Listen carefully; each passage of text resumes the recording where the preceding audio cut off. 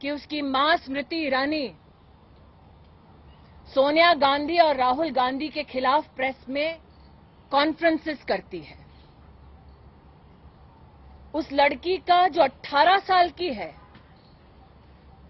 College के प्रथम वर्ष में पढ़ती है, उसका दोष यह है कि उसकी मां ने सोनिया गांधी, राहुल गांधी के 5,000 करोड़ की लूट के ऊपर प्रेस वार्ता की। आज अपनी एक प्रेस कॉन्फ्रेंस में कांग्रेस के प्रवक्ता ने हंसते हुए जिस लड़की पर आक्रमण किया,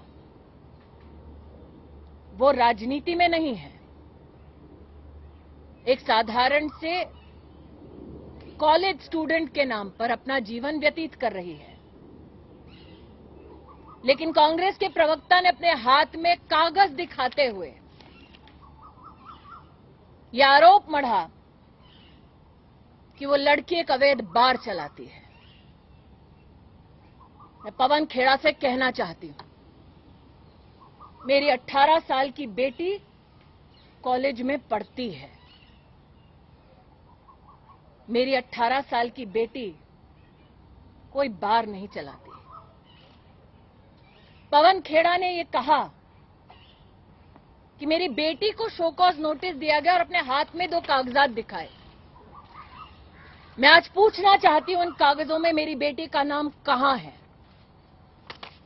जयराम रमेश ने कहा कि वो आरटीआई के आधार पर मेरी बेटी पर, जो 18 साल की है, राजनीति में नहीं है, कॉलेज की स्टूडेंट है, आरटीआई के आधार पर वो मेरी बेटी पर आरोप मढ़ रहे हैं। मैं जयराम रमेश से पूछना चाहती हूं कि क्या आरटीआई की उस एप्लीकेशन में मेरी बेटी का नाम है? क्या उसके जवाब में मेरी बेटी का नाम है?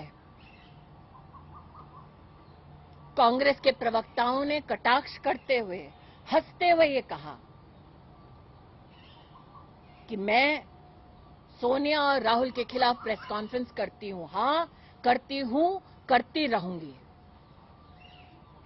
हंसते हुए कहा कि मुझसे जवाब मांगा जाए। अब जवाब मैं मांगूंगी कोर्ट में, in the court of law and in the court of people. और जिस गांधी खानदान के आदेश पर यह प्रेस कॉन्फ्रेंस की गई,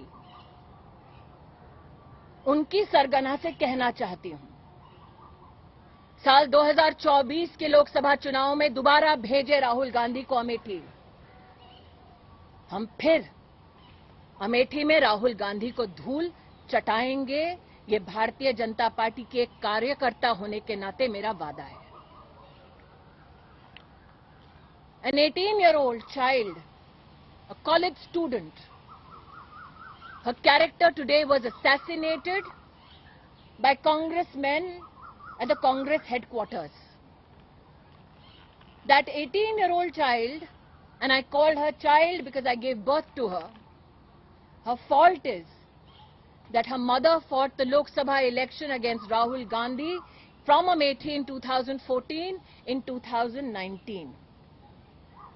That 18-year-old girl, her fault is that her mother, as has been said by the Congress spokesperson, does press conferences against Sonia Gandhi and Rahul Gandhi.